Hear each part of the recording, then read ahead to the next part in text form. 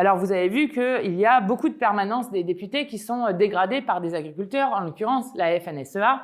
Alors, c'est pas tout à fait anodin comme moment, puisque c'est le moment où va arriver bientôt les élections pour justement la représentation des syndicats agricoles. Ils visent les gens qui ont voté la censure.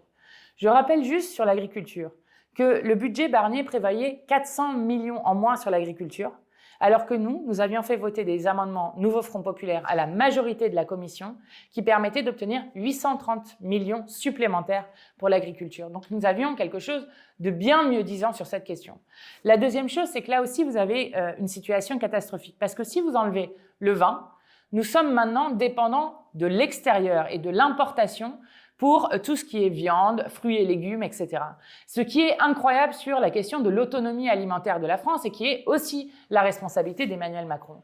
Et c'est la responsabilité d'Emmanuel Macron d'avoir amené l'agriculture au point qu'il ne reste plus que 400 000 agriculteurs, qu'un paysan se suicide tous les 2 jours dans notre pays, qu'il y a 10 000 fermes qui ont été supprimées chaque année et qu'il n'a jamais rien fait contre les marchés, notamment qu'il a refusé, on s'en rappelle, c'était à 6 voix près, les prix planchers rémunérateurs pour les agriculteurs avec un encadrement des marges sur les distributeurs et sur les industriels pour qu'enfin les agriculteurs puissent vivre dignement de leur travail.